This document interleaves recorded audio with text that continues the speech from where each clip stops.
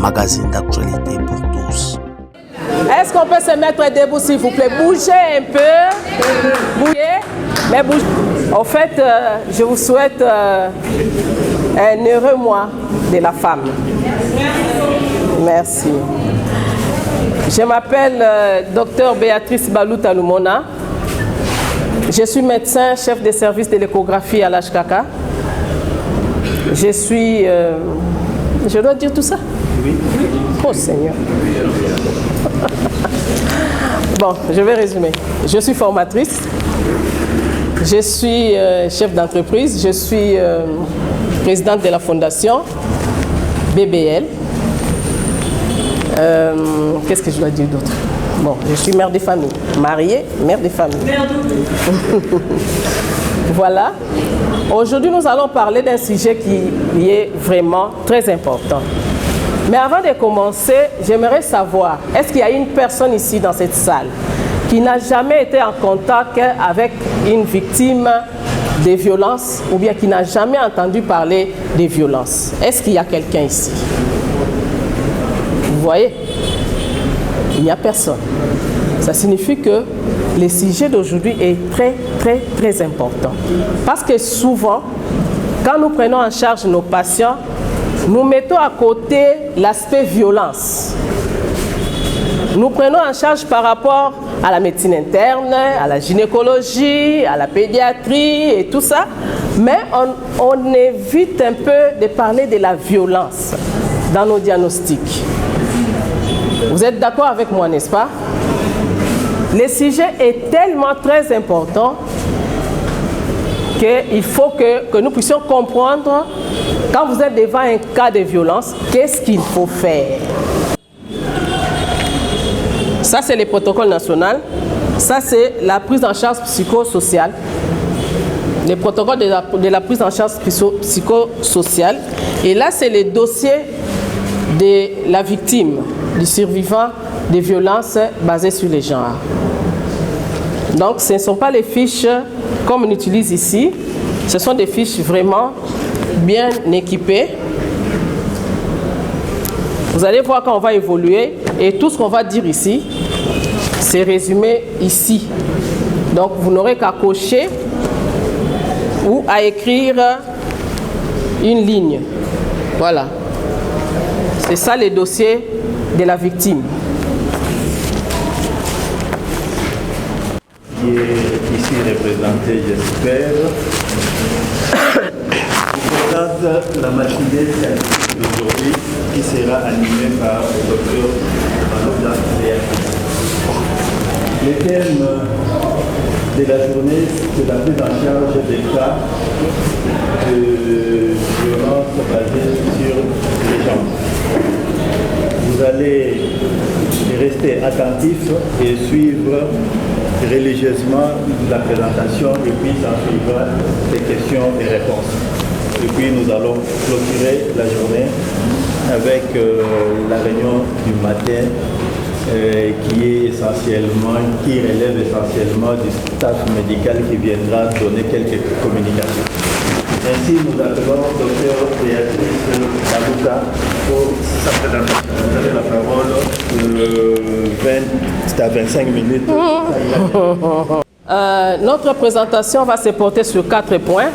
Il y a l'introduction, l'accueil et l'anamnèse, l'examen clinique et paraclinique, et puis les traitements. Slide. On va définir la violence basée sur les genres comme étant tout acte de violence, que ce soit physique, domestique, économique, psychologique, infligé sur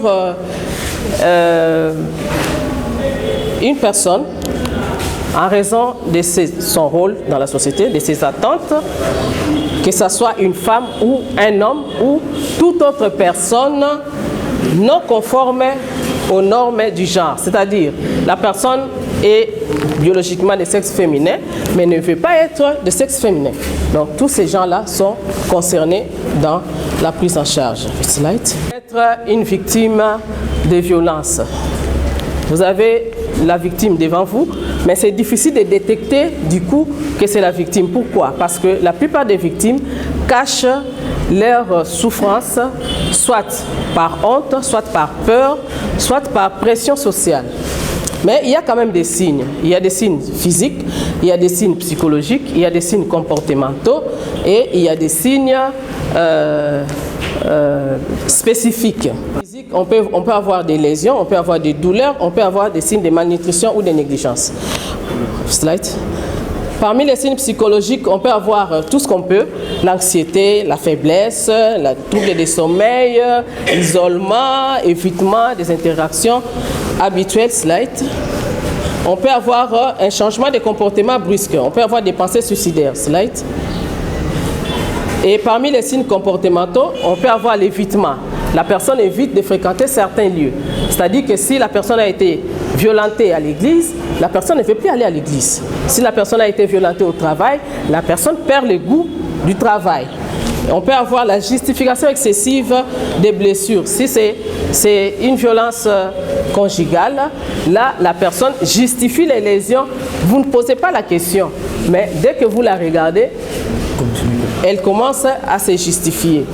Non, je me suis cogné, j'ai trébuché, ainsi de suite. À la peur du conjoint ou de la patronne, si c'est la domestique qui est maltraitée, il y a la peur. Si c'est l'enfant qui est maltraité à la maison, il y a la peur de la personne qui l'a violenté. Right. En cas de violence économique, la personne a peur d'avoir droit à ce qu'elle avait droit avant. C'est-à-dire de toucher à l'argent ou de toucher à un compte auquel la personne avait l'accès. En cas de violence sexuelle, on évite les contacts physiques. Donc on a peur qu'on soit touché, on pense qu'on va être violenté encore davantage. On a peur d'être touché, on a peur de l'intimité et on a des problèmes gynécologiques. Slide. En cas de harcèlement, il y a la pression pour des faveurs sexuelles, chantage, dégradation des performances à l'école ou au travail. Là, il y a ma fille qui a voulu porter plainte à l'air, je ne sais pas, surveillante ou comment. Pourquoi? Parce que la surveillante l'a poussée. Toi, tu es toujours... Ma fille est asthmatique. Plusieurs fois, on l'a réanimée ici. Mais maintenant, ça va un peu. Alors, on l'a poussée. Toi, tu cherches toujours des problèmes. Tu me crées des problèmes. Toi qui es tout le temps maladif. Alors, ma fille s'est fâchée, elle a dit, je porte plainte, c'est une violence. Pourquoi elle me traite de maladif? Donc, elle a vu ça comme une dégradation, comme une stigmatisation, et elle a voulu porter plainte. Et pourtant, j'ai réglé la situation, je suis allé voir le préfet, on a réglé les problèmes. Slide. Alors, qu'est-ce qu'on fait à l'anamnèse et à l'accueil? Slide. C'est les secrets de tout ce qu'on va faire à la suite, c'est vraiment dans l'accueil. Si on rate l'accueil, tout ce qu'on fera dans la suite, ça sera pas exactement ce qu'on devrait faire. Qu'est-ce qu'on fait à l'accueil? À l'accueil, il faut vraiment recevoir la survivante dans les calmes, dans un environnement sécurisé et pourquoi? Accueillir les plaintes, les antécédents et les vécus de l'agression. Alors, mettre la survivante en confiance pour qu'elle ne puisse pas penser que c'est une autre agression. La prise en charge ne peut pas être confondue à une nouvelle agression. Il faut la mettre en confiance, rassurer la survivante et lui certifier que vraiment elle est libre. Alors, il ne faut pas, quand la survivante entre, il ne faut pas la faire attendre. Il faut vraiment l'accueillir avec toute gentillesse et toute humilité, la faire asseoir et puis parler de voix claire, d'une voix claire. Qu'elle puisse comprendre ce que vous êtes en train de dire. Il ne faut pas murmurer. Qu'elle ne puisse pas avoir à vous poser des questions. Pardon? Vous dites? Non. Il faut parler vraiment, qu'elle puisse entendre une fois pour toutes. Et puis, c'est présenter. Je suis tel médecin, je suis à votre disposition pour évoluer avec vous dans cette prise en charge. Et profitez de lui expliquer les étapes qui vont suivre. Prendre son identité complète et l'identité des parents si la survivante est mineure.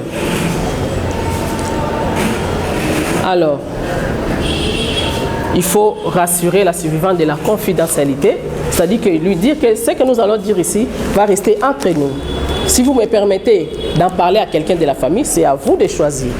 Ce n'est pas à moi d'en parler. Je ne vais pas parler à quelqu'un d'autre, ni dans mon équipe, ni à d'autres personnes. Et maintenant, commencez à recueillir les récits, son récit, qu'elle puisse vous raconter ce qui s'est passé réellement dans tous les détails. Il faut qu'elle vous donne les lieux, la date et les auteurs de l'agression et puis la nature de l'agression. Slide. Il faut identifier les antécédents comme on fait toujours. Il faut identifier les antécédents médico-chirurgicaux. Il faut faire le complément d'anamnèse comme on le fait. Il faut résumer les récits en vérifiant la compréhension des faits et tenir compte des spécificités. Est-ce que c'est une personne vivant avec handicap? Est-ce que c'est une personne qui prend les médicaments? Est-ce que c'est une personne mentalement qui a des problèmes mentaux? Donc voilà. Alors pour cela, l'examinateur doit faire preuve du respect des droits de la survivante, de la confidentialité, de l'intimité, de l'écoute active. L'écoute active signifie, pendant que vous écoutez, vous examinez aussi les gestes de la survivante. Et puis vous reformulez. Il ne faut pas poser la même question deux fois. Il faut reformuler autrement la question. C'est ça l'écoute active. Il faut avoir l'objectivité, il faut avoir l'empathie. Il ne faut pas faire des mimiques comme si vous ne partagez pas sa douleur. Il faut avoir la patience et obtenir son consentement. Dans les dossiers, il y a les formulaires de consentement. Slide. Alors, pour que la survivante se sente rassurée, il faut faire approche à ce qu'on appelle vivre. Vivre signifie vraiment écouter la survivante, informer sur ses besoins, valider ses sentiments et puis renforcer sa sécurité et la sécurité de son entourage. Pendant que vous êtes en train de causer, il faut lui donner vos yeux, vos oreilles et votre cœur. Allons-y.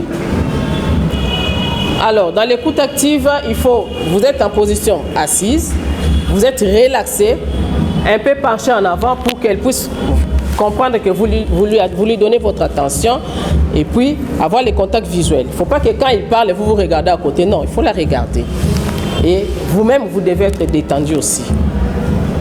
Slide. Slide. L'examen clinique et paraclinique. Slide.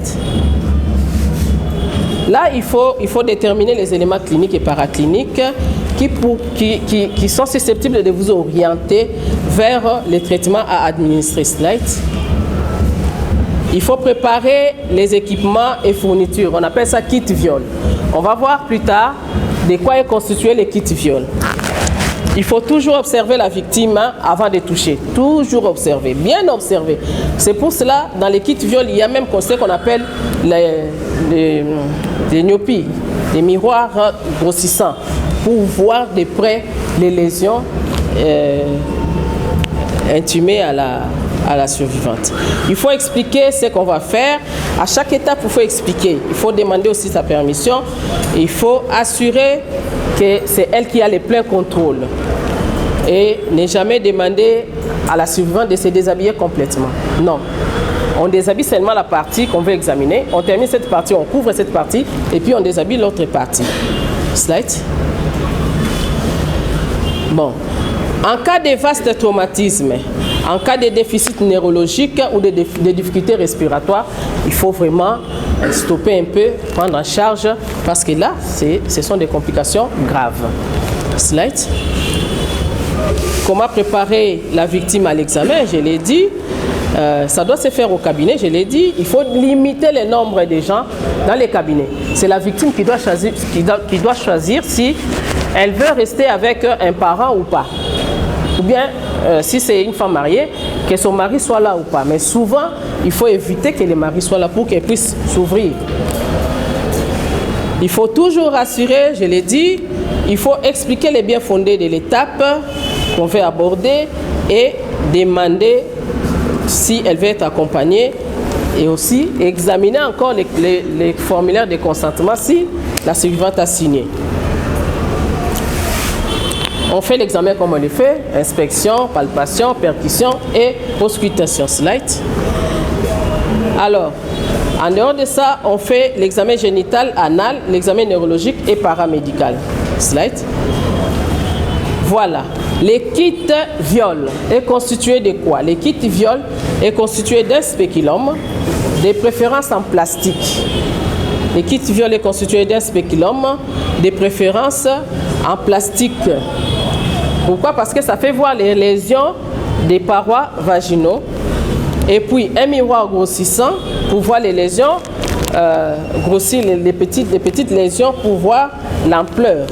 Et puis un peigne pour récupérer les corps étrangers parmi les poils pubiens. Et aussi, avec tout ça, il faut englober les kits de prélèvement des examens, c'est-à-dire seringues, aiguilles, tampons, lamelles, sacs pour transporter les échantillons, papier pour papier pour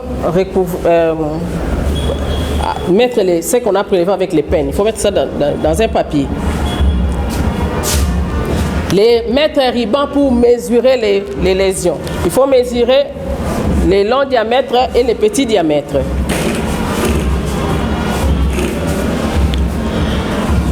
Vous voyez, elle a des ecchymoses. Hein? Au niveau du visage, elle a des ecchymoses. Vous voyez comment l'examinateur regarde. C'est le contact visuel. Là, c'est le contact visuel. En même temps, elle est en train de causer avec elle. En même temps, elle est en train d'examiner. Et vous voyez, elle a dénudé seulement la partie qu'elle examine. Slide. Voici quelques lésions qu'on peut trouver.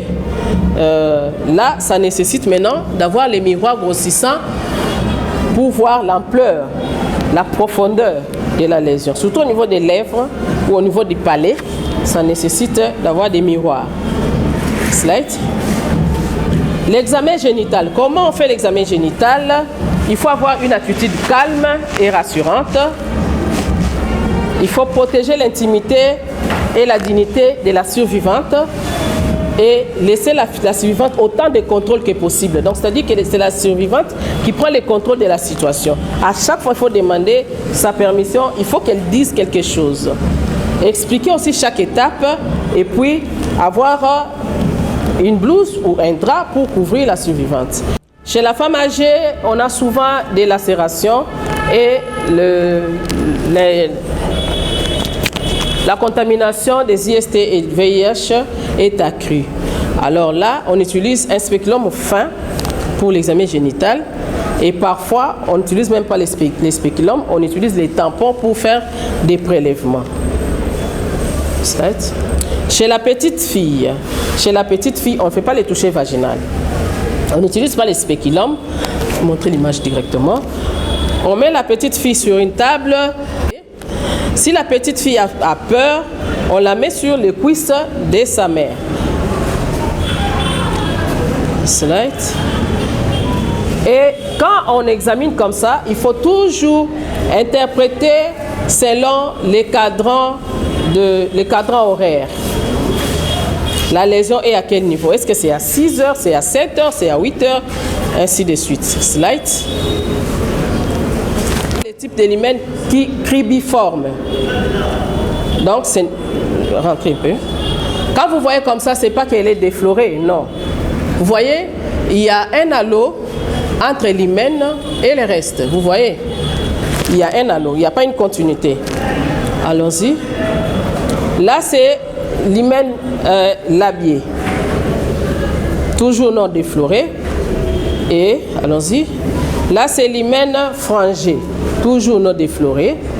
Et maintenant, les 4 types de l'hymen, on va le voir quand il y a défloration. Allons-y. À côté là, vous allez voir qu'il n'y a plus l'halo qui existait avant, il y a une continuité. Vous voyez, les 4 sortes maintenant, il y a une continuité. Par exemple, l'hymen labié, il y a une continuité vers les périnées. Ça signifie que la petite fille est déflorée. On passe. Alors, s'il faut examiner un survivant, c'est-à-dire une victime de sexe masculin, ou un jeune garçon, il faut les faire en position debout, assise ou couchée. Examinez les pénis, les testicules, les périnées et notez toutes les lésions que vous allez remarquer. Il faut aussi s'imprégner de la sensibilité ou de la tuméfaction des testicules. Allons-y. L'examen de l'anus se fait en position couchée de côté ou à quatre pattes. Là aussi, il faut interpréter selon les cadrans horaires. Allons-y. Voilà. On interprète selon les cadrans horaires. Allons-y. Là, nous avons devant nous un cas de fistule anale avant et après suture. Allons-y. Les bilans à réaliser.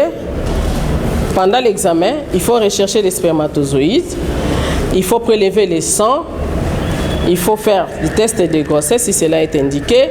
Et il faut faire les tests de IST ou VIH. Donc, il faut faire les prélèvements comme il se doit.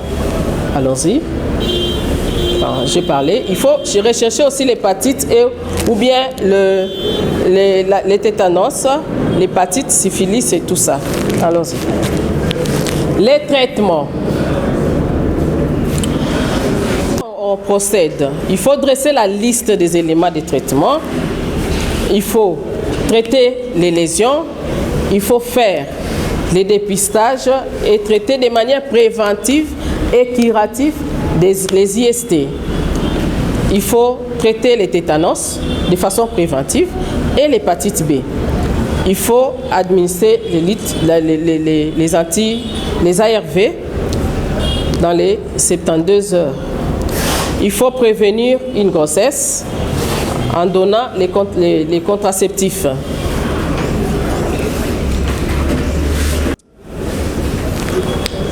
Nous commençons par les traitements psychologiques et puis les traitements préventifs et nous allons terminer par les traitements curatifs. Allons-y. Les traitements psychologiques, il y a l'assistance psychologique immédiate qui a commencé depuis l'accueil. Et puis, si vous jugez bon qu'il y a de l'agitation, il y a les troubles de comportement que vous ne savez pas maîtriser, vous référez. Allons-y. Les traitements préventifs, on fait la prévention des IST, du VIH, de la grossesse, du tétanos et de l'hépatite B. Allons-y. Alors, les kits de prévention post-exposition, il y a un kit qui existe. C'est déjà conçu. Ça a été conçu pour les travailleurs que nous sommes. Quand on est au bloc, on risque d'attraper le VIH. Mais maintenant, on a élargi ce kit pour d'autres fins. On donne ça aux victimes. Allons-y. Les études ont suggéré que les ARV soient donnés dans les 72 heures après l'exposition. Je l'ai dit. Allons-y.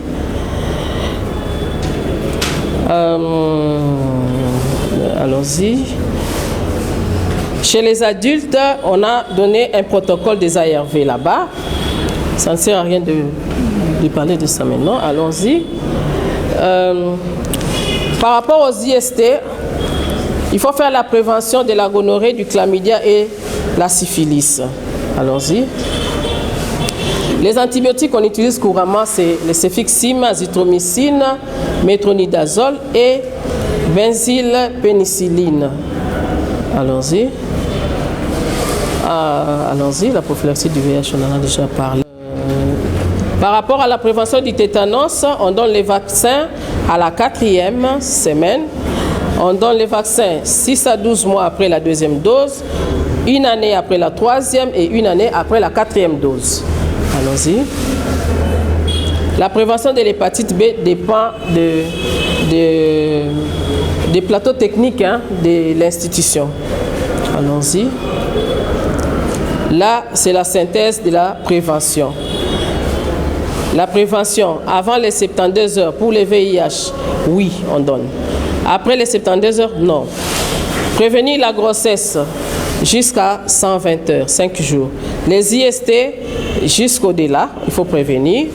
L'hépatite B jusqu'au-delà. Les vaccins antitétaniques jusqu'au-delà. Et les soins du tétanos, des infections jusqu'au-delà. Voilà. Les traitements curatifs maintenant, on soigne les lésions, on administre les analgésiques et les anxiolytiques mineurs au besoin. On suit les protocoles pour la prise en charge du VIH et des IST. On soigne les tétanos, l'hépatite B, si possible, ou bien on fait la référence. En cas d'intoxication, le traitement médical symptomatique sera adapté selon l'état de la victime. Et s'il y a une grossesse avant les viols, il faut que la victime commence les CPN. Et suite au viol, il faut proposer à la victime toutes les options que vous pouvez avoir. C'est-à-dire, actuellement, on autorise aux mineurs, aux parents des mineurs de faire avorter la fille s'il y a un viol. Donc, les grossesses dues au viol, on autorise aux parents de faire avorter les mineurs. Voilà. Là, c'est un schéma de référence ou d'orientation. C'est tout. Et je vous dis merci.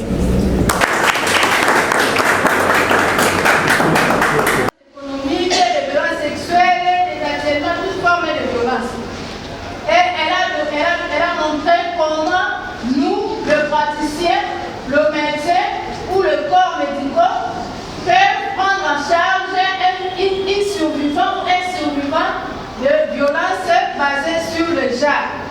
Là, dit que tout commence par l'anamnèse et l'accueil de la survivante ou du survivant. Donc il faut d'abord rassurer la survivante, parce que si vous ratez, c'est préambule et tout est biaisé. Donc il faut être dans un lieu calme, bien la rassurer, l'examiner, tout ce que nous avons écouté là. Et il a dit que pour examiner la survivante, elle a son dossier. Et dans ce dossier, il y a un kit de viol. Et dans ce kit, elle nous a expliqué tout ce qu'il contient. Elle nous a montré comment on examine, comment on fait l'examen génital et tous les autres. Et après l'examen, elle nous a montré le bilan à demander devant les cas de violence. Aussi les traitements. Et elle a insisté sur 3 points dans son traitement. Les traitements sur le soutien psychologique, les traitements préventifs ainsi que les traitements curatifs. Et elle nous a dit qu'on ne peut pas se limiter là. Il faut faire la suivi de survivants même jusqu'à 6 mois. Et le suivre dans son traitement et sa psychologie pour une meilleure évolution. Naomi, médecin stagiaire en pédiatrie. J'ai des questions à poser. La première question est celle de savoir quel groupe de personnes sont le plus touchées par la violence basée sur le genre et pourquoi. Et la deuxième question, quel rôle joue l'éducation dans la lutte contre la violence basée sur le genre? De Célia Pembe, je suis médecin stagiaire en pédiatrie. Ma question est de savoir quels sont les impacts à long terme de la violence basée sur le genre, sur la santé physique et mentale de la victime. Le ministère du genre existe. On a tendance à avoir que des femmes dans ces ministères.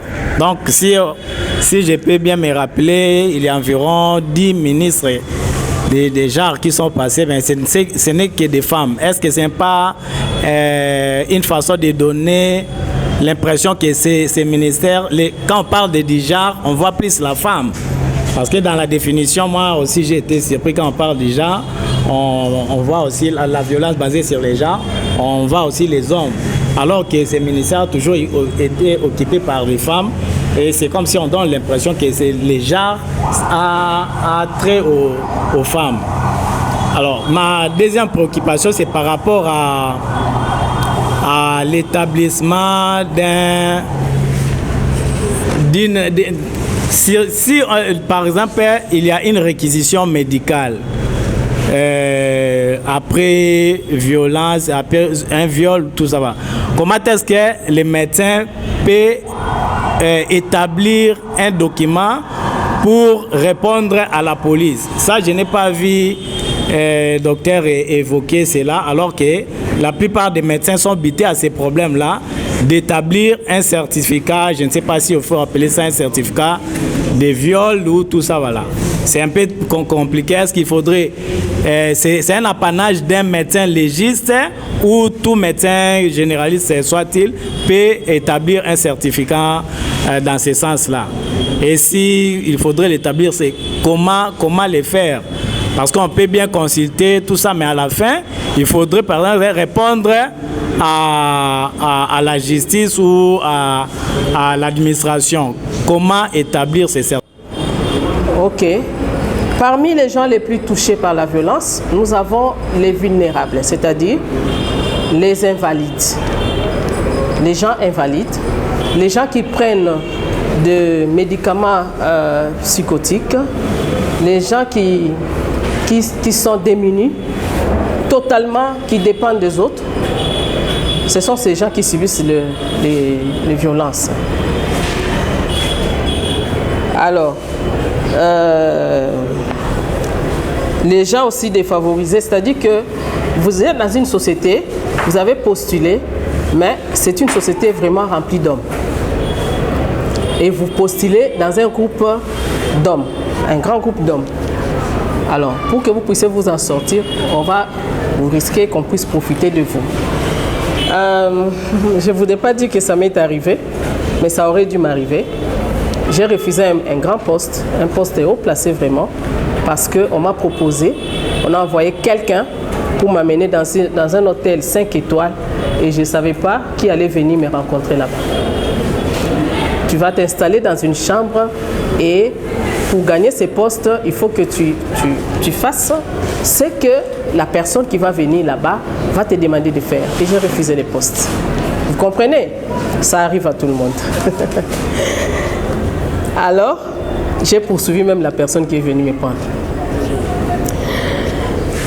Donc, ça signifie que ça peut arriver à tout le monde, mais souvent, les plus souvent, ce sont les vulnérables et les dépendants.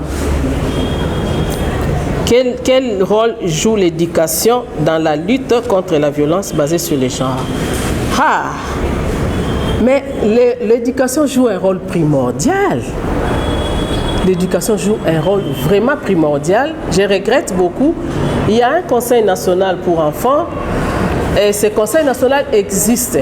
On tient des réunions et j'ai vu même ici, on a construit quelque chose, non? Par Save Children, là, à côté comment on appelle ça? Du dispensaire. Ces histoires sont construites pour éduquer la jeunesse. On a déboursé de l'argent pour ça. J'étais parmi les gens qui rédigeaient ces projets-là. Parmi les initiateurs du projet, je suis parmi. Et dans chaque construction pareille, il faut recevoir chaque samedi 15 adolescents jusqu'à l'âge de 15 ans. Discuter dans un focus group avec. Il y a la matière pour ça. Donc l'éducation joue un rôle très important, mais dans notre pays, c'est un peu négligé. On débourse l'argent pour l'éducation, mais les gens ne comprennent pas vraiment les rôles de l'éducation. Et puis dans nos familles, on évite de parler de ça, des cas de violence. Et souvent, quand l'enfant parle de violence, c'est la maman qui fait taire l'enfant. C'est bizarre. Alors que la maman devait éduquer les enfants déjà avant même d'être violentés qu'il faut vous exprimer. Ouvrez votre bouche et parlez. Avant que ça puisse commencer, parler. Mais, je suis désolée. Après l'accouchement, elle fait une crise. L'impact, il y a aussi les problèmes de relâchement périnéal après l'accouchement. J'ai fait des conférences sur ça. Relâchement périnéal après l'accouchement. C'est fréquent actuellement. Pourquoi? Parce que il y a les hommes qui ne respectent pas leurs femmes, qui veulent avoir leur femme à tout moment, contre leur gré. Et la femme est grosse, mais il y a trop de rapports sexuels. Et après cela, la femme connaît le relâchement périnéal. Et la femme peut faire une dépression après l'accouchement. Vous allez voir, on dit Wale Naye Simbite. Hein? Donc, c'est-à-dire la femme ne retrouve pas sa beauté d'une femme qui vient d'accoucher. La femme devient laide. La femme devient vieille. Ça, c'est l'impact, en fait, de la société. On perd le goût de vivre. C'est l'impact dans la société. Et puis, il y a l'évitement. Donc, c'est-à-dire que les potentiels que la personne avait pour offrir à la société sont maintenant limités. Et c'est la société qui perd. Quand les potentiels sont limités, la société perd. Nous aussi, on a constaté. On ne fait qu'un constater, on ne peut rien y faire. Moi, je ne suis pas maman Judith. On ne peut rien y faire, mais souvent, les coordonnateurs du Conseil national de l'enfant, c'est toujours un homme. C'est toujours un homme. Ça n'a jamais été une femme. Et la femme est entourée de... La ministre qui a précédé était entourée de 2 femmes, et puis les restes, c'était des hommes. Et elle était ouverte. Donc, tu peux aller lui poser la question toi-même. Elle va te recevoir. Voilà. Comment établir une réquisition médicale? Évidemment, c'est souvent un problème. Parce que dans les dossiers ici, tout y est. Ce dossier fait preuve d'une réquisition médicale. Mais avant de livrer les données, il faut que la victime soit d'accord. Il y a un certificat de consentement. Vous lisez là? Certificat de consentement. La personne doit d'abord signer pour vous permettre de divulguer ces informations. C'est comme cela, pour vous préserver, envoyer chez les médecins légistes. C'est mieux. Parce que les médecins légistes sont formés aussi en la matière. Je crois que j'ai épuisé les questions. Ma question est la suivante. Par rapport à la communauté LGBT, c'est-à-dire lesbiennes, gays, bisexuels, trans, quelle est la prise en charge légale? J'aimerais savoir d'abord l'aspect légal et l'aspect médical par rapport aux violences exercées sur ce genre-là. Parce que certains pays, avec les institutions, n'ont pas encore adopté cette politique ou n'ont pas accepté cette petite communauté. Qu'est-ce qui se passerait aujourd'hui si moi, médecin, en RDC, je reçois un transsexuel victime de violence? Quelle serait ma démarche du point de vue légal d'abord et du point de vue médical? La première, c'est sur la prévention des violences basées sur le genre. Nous avons parlé de comment, vous avez beaucoup plus parlé de comment traiter, mais je ne vous ai pas beaucoup entendu parler de comment prévenir. Parce que quand on arrive à traiter, il y a toujours des séquelles, mais ce serait quand même mieux si nous pouvions prévenir pour que cela n'arrive pas et ne pas être sujet à ces complications. Ma deuxième préoccupation se base sur la virginité, la stigmatisation. Un sujet en tout cas qui bat la toile. Les femmes sont sur ces derniers temps sujets à stigmatisation. Pourquoi? Parce que les hommes, certains hommes exigent que la femme soit vierge lors du mariage. Si elle n'est pas vierge, elle devient sujette à la stigmatisation. Est-ce que cela consiste en une violence basée sur le genre? La troisième question, c'est une question, allez, pour amuser un peu la galerie. Est-ce qu'il existe des violences de la femme sur les hommes? Si vous pouvez en citer quelques exemples.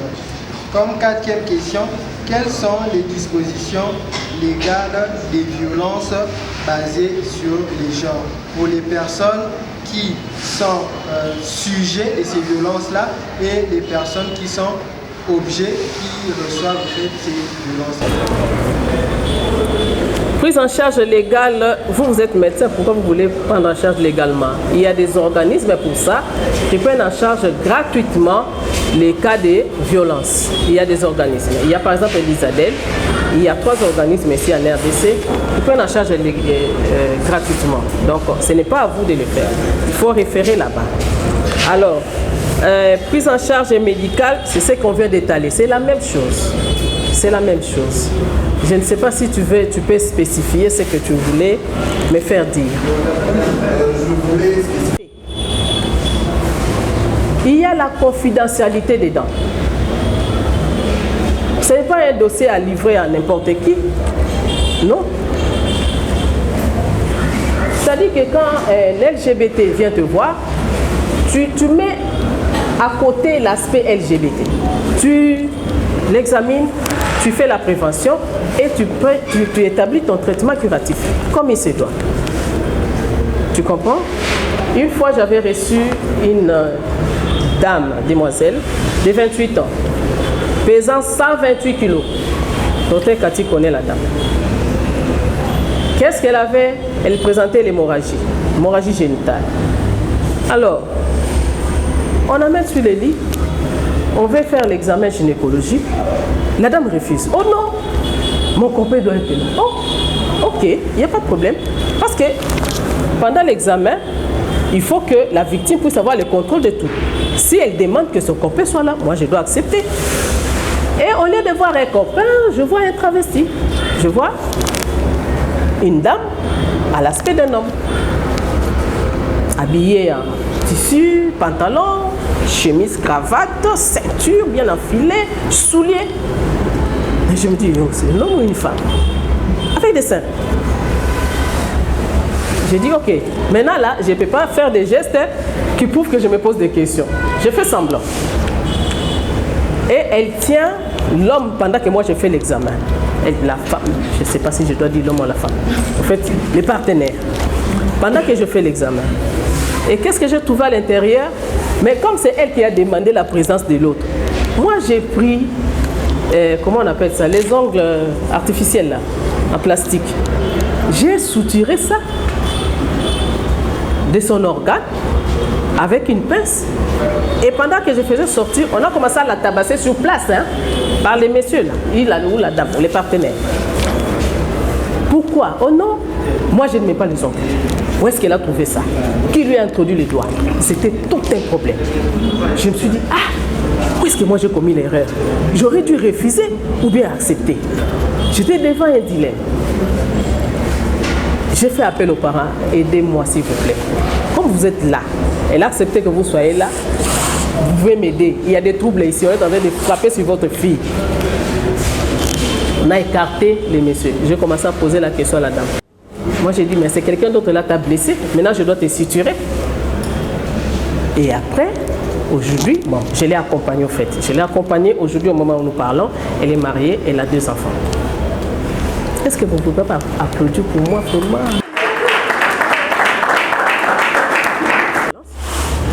Tu m'as aimé tel que tu m'as trouvé. Tu as vu mon visage. Pourquoi tu veux voir dedans? Non. Épouse-moi tel que tu m'as apprécié. Tu m'as apprécié les dehors, non? Non. Quand tu m'as vu, tu m'as apprécié. Pourquoi tu n'as pas commencé par poser la question? Est-ce que tu es vierge? Commence par là. Et quand tu poses cette question-là, ah, je t'amène à la police. Hein? Ah. Je suis docteur Béatrice Baluta Lumona, médecin à l'hôpital Kimbangiste de Kinshasa Kimbantseke. Je suis formatrice, je suis présidente de la fondation BBL et je suis médecin directeur de centres médicaux La Grâce Divine. Aujourd'hui, je me suis sentie obligée de parler à l'hôpital Kimbangiste dans les chefs des médecins et des médecins stagiaires de la prise en charge des cas de violence basés sur le genre. Pourquoi? Parce que il y a tellement de cas de violence qui passent inaperçus et quand on reçoit une patiente ou un patient, on se rend compte que on ne se rend pas compte directement que c'est un cas de violence. C'est comme ça que la statistique est un peu sous-estimée. Mais chaque jour, à chaque instant, il y a des cas de violence. C'est pour cela que je me suis sentie obligée de parler du sujet à l'hôpital Kimbangiste parce que ici, à chaque année, le mois de mars est consacré aux femmes. Ce sont les femmes médecins qui animent les conférences durant tout le mois. Et moi, j'ai commencé par la prise en charge des cas de FBG. Oui, je suis docteur Sakadimbe de Audrey, médecin traitant au sein de l'hôpital Kimbangiste de Kinshasa, en service de réanimation soins intensifs. Et en même temps, je suis coordonnatrice adjointe des femmes médecins de l'HKK. Dans le cadre de mois de femmes, mois de la femme, mois dédié à la femme, mois de mars, nous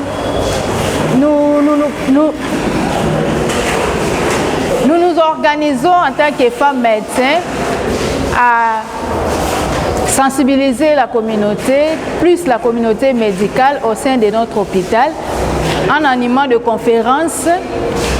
Et tel qu'aujourd'hui, notre conférence était animée par Dr Balouta Béatrice, qui nous a parlé sur la prise en charge des cas de violence basés sur le genre.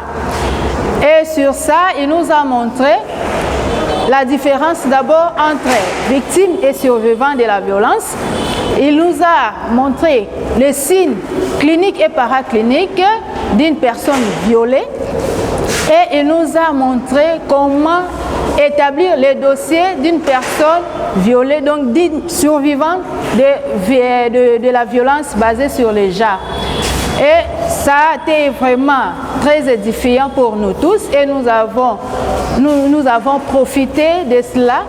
Et en tant qu'activistes aussi des droits de l'homme, nous avons aussi sensibilisé l'Assemblée sur les droits humains, d'éviter la stigmatisation, surtout sur l'expression du genre, car chacun est libre de s'exprimer, est libre dans tout ce qu'il veut faire, à la limite de la loi. Et sur ce, nous savons que notre information est passée à la communauté médicale qui va continuer la sensibilisation et qui va encore améliorer sa prise en charge de personnes vivant survivant de violences basées sur le genre. Merci.